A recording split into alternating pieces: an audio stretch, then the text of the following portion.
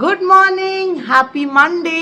দেখতে দেখতে একটা সপ্তাহ চলে গেল, আর এই সপ্তাহ শেষেই হচ্ছে ইন্ডিপেন্ডেন্স ডে। ভারত স্বাধীনতা পেয়েছে, আমরা স্বাধীন নাগরিক হয়েছি। এটা ইম্পর্টেন্ট ডে সমস্ত ভারতীয়দের জন্যে। আর এখন ঘড়িতে বেজে গেছে 11:15। আমি 11টার সময় বেরোবো, কেননা আমার মামলা ওই 12টা 12:30 থেকে। তারপরে 2টোর সময় মামলা আছে, মিডিয়েশন আছে। রান্নাঘরের অবস্থা দেখো, সিঙ্ক পুরো ভর্তি। মায়ের হেল্পিং হ্যান্ড আসবে, তারপরে এটা সাফ হবে।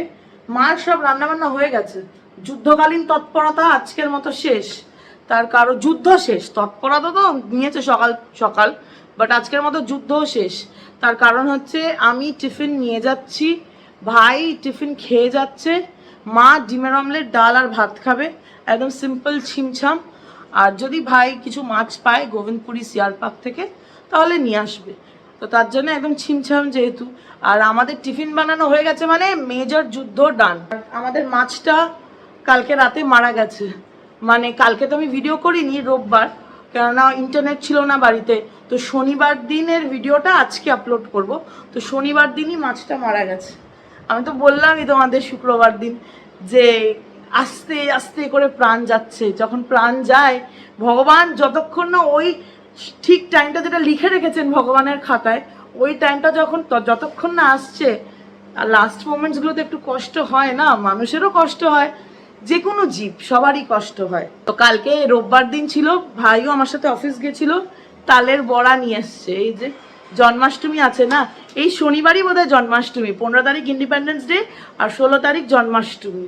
তো কৃষ্ণ ঠাকুরের জন্মদিন বলে কথা, কম ব্যাপার তো না। যদি আমাদের বাড়িতে জন্মাষ্টমীর পুজো হয় না, যবে হবে তবে তোমাদের সাথে নিশ্চয়ই শেয়ার করব। তো তালের বড়াও আমাদের বাড়িতে হয় না, তো ভাই কিনে আনে, আমরা খাই। আমি আর মা তো, মানে মা খায় না, আমি আর ভাই খাই। এখানে চিনিটা আমি দেখতে পাচ্ছি, দেখো তোমরা দেখতে পাবে না, আমি দেখতে পাচ্ছি, কিন্তু কি করা যাবে। তালের বড়া খাবো না, আমার অবশ্য তালের বড়া হচ্ছে তালের ক্ষীর বেশি ভালো লাগে। আর ওই যে ঘুরন্ত পাখি, ও পাখি ভালো আছেন? তালের বড়া তোমার বেশি ভালো লাগে না তালের ক্ষীর? আমার তালের ক্ষীর।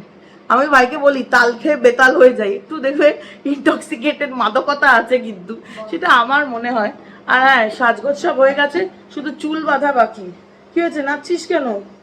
ও আচ্ছা, আমার ভাইয়ের মনে কোনো খুশির খবর আছে, তার জন্য নাচছে। তো এখন চুল বাঁধবো, বেঁধে একটু গল্প করবো মায়ের সাথে, তারপর বেরিয়ে যাব। এই ডিউটিটা সেই ছোট্টবেলা কার্নাল স্কুলে যাওয়ার সময় থেকে এককালে কি চুলি করেছি, এরকম না এরকম স্টাইল মারতে মাও দেবে না, আমিও স্টাইল মারবো।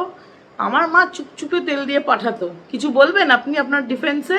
কিছু বলবেন না কেন? আজকে কথা বলবেন না? ও, আমার মা তোমাদের উপর রেগে আছে, বুঝেছো? তার জন্য কথা বলবে না। তো তুমি কথা বলছো না কেন? বলো বলো, তুমি কতটা ঝগড়া করেছো? প্রচুর ঝগড়া। চুল বাঁধবে না, চুল ছেড়ে রাখবে, চুলে তেল দেবে না। আজকে চুলে তেল দিয়ে বেঁধে রেখেছিল বলে এখনো একটু চুল আছে মাথায়। অল্প কয়েকটাই আছে, বাট আছে, লেন্থ ওয়াইজ তো ঠিকঠাকই আছে। নাহলে তো ছিল সব। তুইও কোনো ব্যাপার না, যেহেতু স্টাইল তো করতাম, এখন আর আটকাতে পারে না স্টাইল থেকে। এখন আমি আর কি আটকাবো, এখন আর আটকাবার বয়স।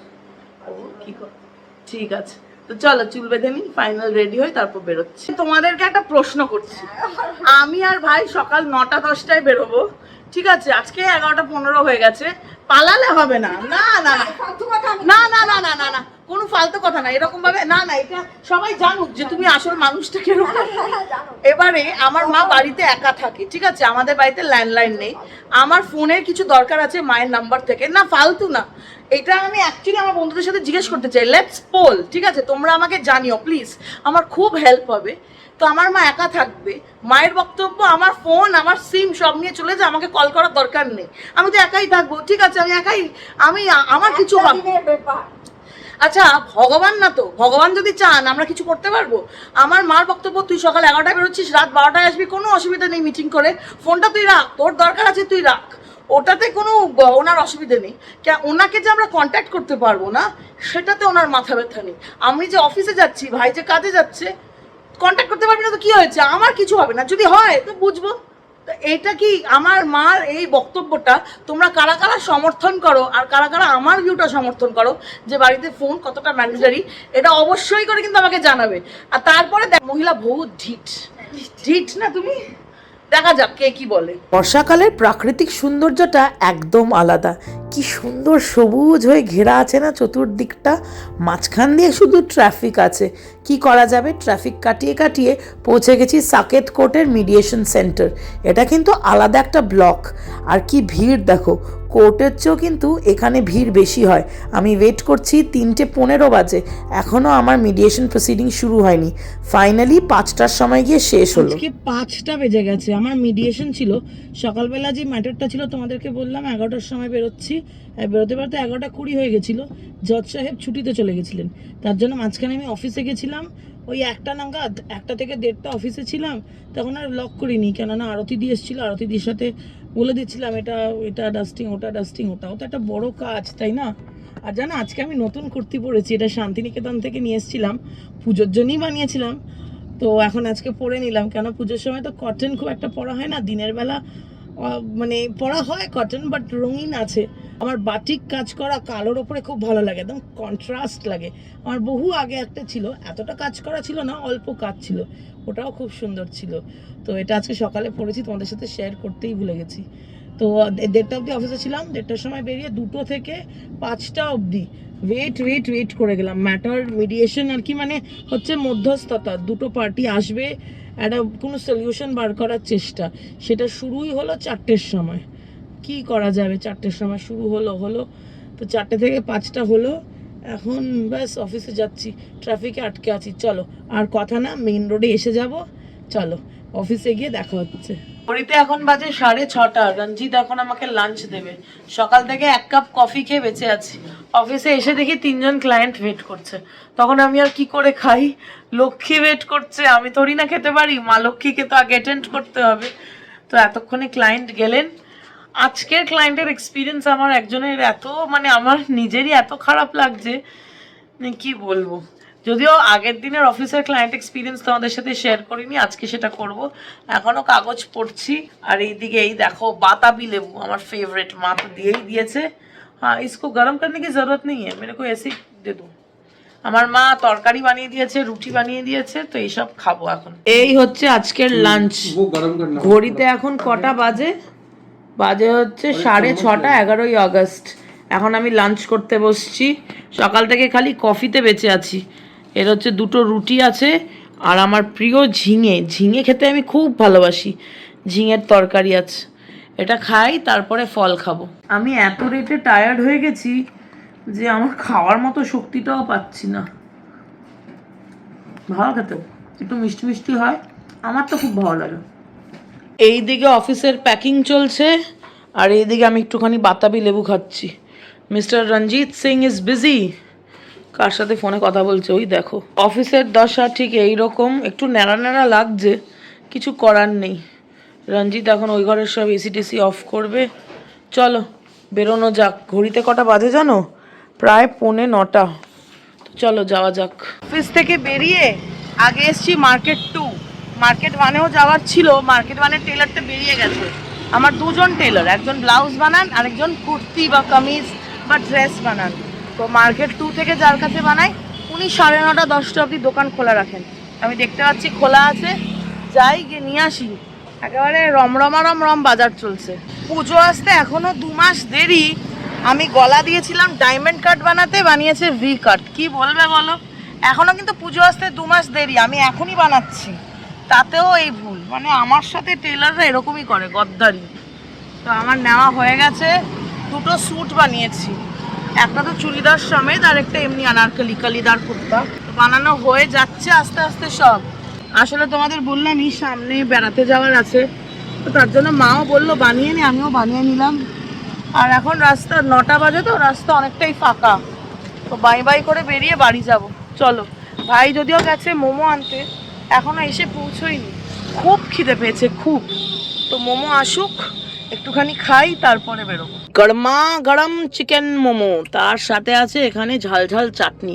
অনেক দিন বাদে মোমো খাবো, উফ, মোমো খাওয়ার রিয়াকশনটা তোমাদের সাথে শেয়ার না করলেই নয়। মোমো খেতে খেতে ক্লায়েন্ট কলও এসে গেছে, সেটা অ্যাটেন্ড করতে করতে তোমাদের সাথে রিয়াকশনটা শেয়ার করছি। খুব ভালো খেতে। আমি তো মোমো খেতে ভালোবাসি, তাই বলতে পারো একটু পার্শিয়ালি হচ্ছি আমি মোমোর রিভিউর জন্য। আর এই যে দিল্লি মানেই কিন্তু শুধু বড় বড় রাজপথ তা না, দিল্লি মানে কিন্তু এরকম গলি আর তার দুপাশে নানা ধরনের বাইক, ঠেলাগাড়ি, সব ঝুগ্গি ঝোপড়ি, সব যেটা আমরা বাংলায় বলে থাকি বস্তি। প্রত্যেকটা দামি এরিয়ার পাশে এরকম অলি গলিতে বস্তি গড়ে উঠেছে। এটাকেই বলে সিম্বায়োটিক রিলেশনশিপ। এখান থেকেই লোকেরা সেই বড় বড় বাংলোতে গিয়ে কাজ করে। মাঝে মাঝে ভাবি ভগবান আমাদের এই সমাজটাকে কীরকম বানিয়েছে, তাই না? যা আগে ছিল সেটা এখনও তাই আছে কোথাও না কোথাও, শুধু পাল্টেছে তার আড়ম্বরটুকু। ওই যে বড় বড় কোঠিতে কিন্তু লোক এখান থেকে গিয়েই কাজ করে। এরা যদি না থাকে তাহলে সেই কোটি টাকার রাজপ্রাসাদটাও দুদিনে ভেঙে চুরে চুরমার হয়ে যাবে, তাই নয় কি? এই বাড়ি এলাম, ঘড়িতে বাজে 10টা 15, টেকনিক্যালি তাড়াতাড়ি। আর যার জীবনে জ্বালা তার সবখানে জ্বালা, অফিসে এক জ্বালা, বাড়িতে এক জ্বালা, তাই না মা? জ্বালাই জ্বালা। তোমার জ্বালা আছে? মায়ের জ্বালা নেই, মা আমার জ্বালা দিচ্ছে তো। আসার সাথে সাথে টিরিং টিরিং, ব্যাগে কি আছে, ব্যাগে কি আছে, দৌড়ে যায় এদিক ওদিক। তো আমার ভাই বাজার করে এনেছে, আমিও যাই না কি আছে, মাছ আছে শুনেছি। আমি মাকে বললাম যে আমিও দেখবো কি, আগেই লাফিয়ে চলে এসছে। একটু জিজ্ঞেস করবে না কিরে কেমন গেল দিনটা? তোরা বোঝ, যা প্রাণে চাই কর। এই হচ্ছে আমার জ্বালা। তো দেখা যাক মাছ কি কি আছে। ম্যাডাম শুরু করুন আপনার কার্যক্রম। বাবা, একটা থলে, দুটো থলে, আরে বাবারে, আরেকটা বেরোচ্ছে মনে হয়। এবারে একদম উল্টে গেছে। এখানে কি কি মাছ আছে সেটা আমি এখান থেকেও বুঝতে পারছি না। দেখা যাক কি আছে। কলটা বন্ধ করো মাম্মা। এটা পাবদা, আমি খাই না, বাতিলের খাতায়, বুঝেছো? পাবদার সাইজগুলো বড় বড়, বলো মা। ও তোমার ছেলে এনেছে, কম কথা। আর কি আছে? তেলাপিয়া। তেলাপিয়া খাই, তেলাপিয়া ভাপাটা ব্যাপক হয়। বড় বড় দেখি কত বড়। ডিম আছে? হ্যাঁ, শীতে বর্ষাকালে তো ডিম থাকবেই। তেলাপিয়া। আর একটা কি, কাতলা না রুই? রুই, বাহ। দেখা যাক কতটা রুই এনেছে। ছোট রুই এনেছে, বাঁচা গেছে। ডিম আছে অনেকটা। মামা মাছ কিরকম দেখে বলো এবার। কোনটা সবচেয়ে ভালো লাগছে? সবগুলোই ভালো। ছেলেকে নিজের হাতে ধরে বাজার করা শিখিয়েছে, যদি ভালো না আনে ব্যাস। টেইলরের কাছে গেছিলাম, তো আমি একটা সেট বানাতে দিয়েছি। এটা হচ্ছে চুড়ি পা। চুড়ি পায়ের হুক লাগাইনি, মানে কি করে লাগাবো জানি না। কালকে আবার যাও, যদিও কালকে মঙ্গলবার বন্ধ, বুধবার দিন যাব। মা এখানে ভাত বাড়ছে। 11টা 10, আজকে তাড়াতাড়ি বসে গেছি ডিনারে, তাড়াতাড়ি বাড়ি এসছি। আর মাছ ভাজা হয়েছে আজকে, ভাই ফ্রেশ ফ্রেশ মাছ এনেছে, রুই মাছ, ওটাই ভাজা হয়েছে। তো আজকের একদম বাস বাস বাস, বেশি ভাত। আমার মা ভাত দিতে পারলে আমাকে ভালোবাসে, জানো তো। মায়ের ভালোবাসা হচ্ছে কি করেছিস সারাদিন সেটা না, মায়ের ভালোবাসা হচ্ছে আমি যদি বলি মা ও আমার নামে মিথ্যে কথা বলেছে, এটা না যে হ্যাঁ ও মিথ্যেবাদী, ও বাজে। কেন মিথ্যে বললো? বিবাদ করতে যাবে, এক্ষুনি রেগে গিয়ে বলেছি তোমাকে বিবাদী বাগের বাসে তুলে দেবো, যাও তুমি বিবাদ করতে ওখানে। শুনে চুপ করেছে। সত্যি গো, আমার মা না ছোটবেলা থেকে কখনো আমাকে আর ভাইকে বিশ্বাস করবে না। ও এটা বলেছে ওটাই সত্যি, তুই যেটা বলছিস সেটা মিথ্যে। এখন চুপ করে আছে, একটা কথা বেরোচ্ছে না মুখ দিয়ে। দেখবে কিউটু সোনার কাজ। এই যে কিউটু সোনা, বলুন, বলতে পারেন, কিছু বলবেন? তোমার ছেলে মেয়ে মিথ্যেবাদী? তোমার ছেলে মেয়ের নামে কেউ মিথ্যে কথা বললে তুমি কি করো? কি করবো? কেন বললো জিজ্ঞেস করি, কেন কি তুমি কি করবে? ওরা মানবে যে মিথ্যে কথা বলে মা? সে কখনো মানবে সে মিথ্যে কথা বলছে? বলো না মা, মানবে সে? তাহলে তো সে মিথ্যেই বলবে না। আজ অবধি তোমাকে আমি কোনো কথা লুকিয়েছি বলতে পারো মা? হ্যাঁ, জোরে বলো। ও নিজের ছেলে মেয়ের প্রশংসা করতে পারে না। এখানে মাখছে কুমড়ো ভাতে, আমার খুব প্রিয়। আর আছে এখানে গরম গরম মাছ ভাজা, আর আছে এখানে স্যালাড। এটা ভাই বিট নুন আর ভিনিগার দাও আমা। আচ্ছা, বিট নুন দিয়ে ভাই মাখবে। এই যে আমার পাতেও পড়ে গেছে কুমড়ো ভাতে, অসাধারণ লাগে আমার। কাঁচা তেল দিয়ে মাখে মা, কাঁচা তেল, পেঁয়াজ, সবুজ লঙ্কা, কাঁচা লঙ্কা, আর ভাত তো থাকবেই। তো এই হচ্ছে আজকের ডিনার। এই যে আজকের মতো সব কাজ শেষ, কেননা খাওয়া দাওয়া শেষ। আমার বেনি অলরেডি সকালেই বাঁধা, এটা খোলার আর কোনো প্রশ্ন নেই। এখন একটু স্কিন কেয়ার করবো, তারপর ঘুমোতে যাব। কিন্তু আমি আগের দিন তোমাদেরকে বলেছিলাম একটা ক্লায়েন্টের বলবো এক্সপিরিয়েন্স আমার সাথে, সেটা তো বলবো। তার আগে কালকে মাকে ডাক্তার দেখাতে গেছিলাম না, কালকে মানে রোববার না, শনিবার দিন ডাক্তার দেখাতে গেছিলাম। আগের ভিডিওতে তোমাদের সাথে শেয়ার করেছি, চোখের ডাক্তার। তো আমার মায়ের ভিশন খুব ভালো, 6/6, কোনো প্রবলেম নেই। চোখের পাওয়ার একটু চেঞ্জ হয়েছে আর একটু অ্যালার্জি হয়েছে। মা এমনিতেও বলতো যে মায়ের চুলকাচ্ছে, তো মায়ের ড্রাই হওয়ার সম্ভাবনা আছে বলে আগে একজন মানে এখানেরই হসপিটালেরই ডাক্তার, সেন্টার ফর সাইট হসপিটালেরই ডাক্তার দিয়েছিল, একটা লুব্রিকেন্ট মতো দিয়েছিল, ওটা লাগাচ্ছিল মা, কিন্তু তাও একটু চুলকানি মতো ছিল। তো ডাক্তার কালকে দেখে বললেন যে মায়ের অ্যালার্জি মতো হয়েছে, তো একটা অন্য ড্রপ দিলেন, ওটা 1 মাস লাগাতে বলেছেন। ঠিক আছে, এবার সবচেয়ে দারুণ কথা হচ্ছে ডাক্তার বললেন যে মায়ের হয়তো না, মায়ের ছানি ফর্মেশন হচ্ছে, ক্যাটারাক্ট ফর্মেশন হচ্ছে একদম শুরুর স্টেজে। যেই আমি শুনেছি অমনি আমি ডাক্তারকে প্রশ্ন, অপারেশনটা কবে? ডাক্তার আমার মুখের দিকে তাকিয়ে আছে, আর আমার মাও আমাকে বললে তেরে আসে। ডাক্তার বলে কিনা ওনার 6/6 ভিশন। আমরা কি পাগল যে ওনার অপারেশন করব? যে এরকম বলেছে না, আমি তো খুশিতে জিজ্ঞেস করেছি অপারেশনের ডেট কবে, যেই বলেছে আমি না চুপসে গেছি। আমি বলছি যার মা, বেশ হয়েছে, আরো বল ডাক্তারকে। বললাম যা, অপারেশন করবেন না? ডাক্তার ম্যাডাম বললেন না 6/6 ভিশনে এখন কোনো অপারেশন করার কোনো প্রশ্নই নেই, এখন পাওয়ার চেঞ্জ হয়েছে, ওটা that is because of cataract has started forming. তো এখন দেখা যাক, যদি বেশি প্রবলেম হয় তাহলে আপনারা আসবেন আবার, আর না হলে ইয়ারলি চেকআপ। আমি জেনারেলি মাকে ইয়ারলি চেকআপ করাই। আগের বছর 2024 সেপ্টেম্বরে গেছি, এইবার অগস্টে গেছি। তো আমার বাড়ি দুঃখ হয়েছে গো, বাড়িতে এসে মাকে কালকে বলেছি ও মা ডাক্তার ওটি বাদ দাও, ছুরি কাছি আমি গরম জলে স্টেরিলাইজ করছি, আমি কেটে দেবো। আর শুনে কি হাসি। কবে মা অপারেশন কবে হবে? হবে ওই রাতের বাসনে একটু জল টল দিয়ে রাখছে, এই আর কি। এইবার আসি তোমাদেরকে আমার ক্লায়েন্টের এক্সপিরিয়েন্সের গল্পে। গত মানে যেদিনে বলেছিলাম আর কি, গত কয়েকদিন আগে আর কি, আমার এক্স্যাক্টলি এখন মনে নেই কবে, একজন মহিলা এসেছিলেন আমার চেয়ে ছোট বয়সে। She is studying still, PhD করছেন, পিএইচডি হয়েও যাবে, বিবাহিত, হাজব্যান্ড দিল্লিতেই থাকেন। ভদ্রমহিলার ফ্যামিলি মানে বাবা মাও দিল্লিতে থাকে, আর 3 ভাই। বড় ভাই সিএ, বাবাও ভালো সরকারি চাকরি করেন, ছোট ভাইও ইঞ্জিনিয়ার কোথাও একটা কাজ করছেন, আর একদম ছোট ভাই কলেজে পড়েন মেডিকেল। খুব ভালো family, Bihari family, from Bihar, boxer থেকে যতদূর আমার মনে আছে। ভদ্রমহিলা ডাবল MA, শুনছো মা? মেয়েটা ডাবল MA, একটা হচ্ছে সাইকোলজিতে আর একটা হচ্ছে ইংলিশ লিটারেচারে। আর ডিউ ইউনিভার্সিটি, যেরকম সিউর ইউনিভার্সিটি হয়, দিল্লি ইউনিভার্সিটি তো বেস্ট, রামজাস, তারপরে লেডি শ্রীরাম, কোন কলেজ থেকে আমার ঠিক এখন মনে নেই, একটা কলেজ থেকে, ভালোই কলেজ বলেছিল। তো ঠিক আছে, এবার এত পড়াশোনা করেছেন, স্বাভাবিকভাবে সরকারি চাকরির জন্য প্রিপারেশন নিচ্ছেন।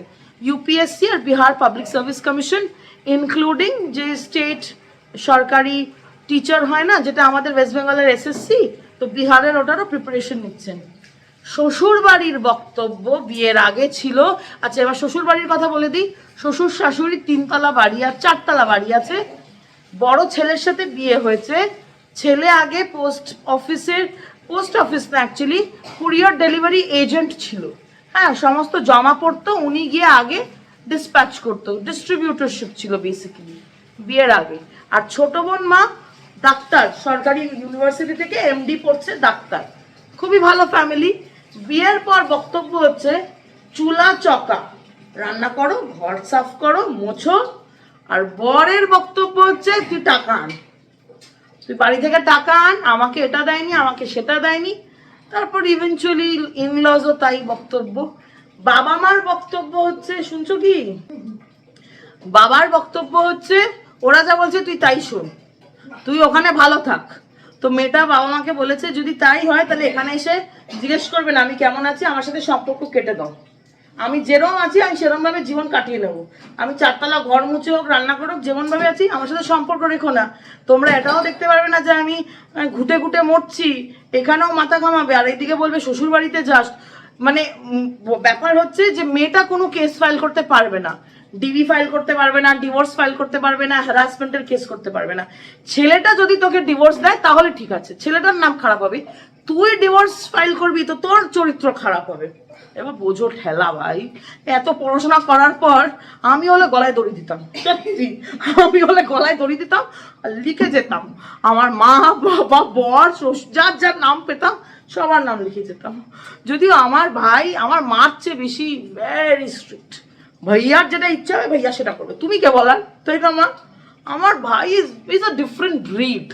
মানে I am very touch wood, I am very very lucky to have such a brother.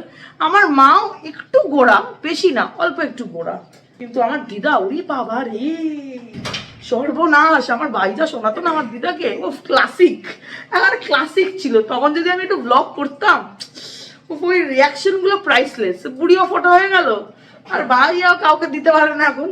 মা মনে আছে যা দিত? তুমি কি করেছো সেটা আমরা জানতে চাই না, আমার সাথে কথা বললে আমার কথা শুনতে হবে। বোঝো ঠেলা। ওই তো ওই তো বলছে মা এসে বলো। আমার মাকে লাস্টের দিকে ধরে এরকম, আমার মা কি পালিয়ে গেছিল? আমার মাকে বিয়ে দিলে কেন তুমি এত তাড়াতাড়ি? মা কি পালিয়ে গেছিল? আমার মা ইন্ডিয়ানালে চাকরি পেয়েছিল তো, আমার দাদুর চাকরিটা হিউম্যানিটেরিয়ান গ্রাউন্ডসে। হ্যাঁ মানে দাদুর চাকরিটা করতে করতে গেছে ডাক্তারের হোয়াট এভার XYZ রিজনে। তো এবার হিউম্যানিটেরিয়ান গ্রাউন্ডে যে চাকরিটা পায় না, মানে ফ্যামিলি স্পাউস বা কিডস, ওই চাকরিটা মা পেয়েছিল। বাবা মেয়ের টাকায় খাবেন উনি, উনি বাবা ওনার জাত চলে যাবেন। এইদিকে জানো আয়রনি কি, আমার মামু আছেন, উনি বাইরে বিদেশে থাকেন। হ্যাঁ তো আসছে বলতে আমি বলেছিলাম মা চাকরিটা করি আমি তোমার টাকায় খাবো, তুমি শ্বশুর বাড়ি যাও, আমার স্বামী যদি দেয় তাহলে তুমি করো। কিন্তু আয়রনি জানো কি, আমার দিদা মৃত্যুর সময় যে চিতায় উঠেছে, একটা খরচা লাগে বাবন, আমার দিদা কোভিডে মারা গেছে। আমাকে চাকরি করতে চাইনি, মেয়ের পয়সায় খাবেন না, ওনার মান সম্মানে লাগে, ছেলের পয়সায় খাবেন। মরেছে করোনাতে, যাই হোক করোনা হোক হার্ট অ্যাটাক হোক, মরেছে ছিল হাসপাতালে, মরেছে। প্যারালাইসিস আগে ছিল না, হাসপাতালের খরচ, দাহর খরচ, শ্রাদ্ধের খরচ আমার এই মেয়ে দিয়েছে। তাহলে মেয়ের পয়সায় খাবে না, এদিকে মেয়ের নাতনির পয়সায় পড়ে উনি উপরে উঠে বসে আছেন দেখছেন।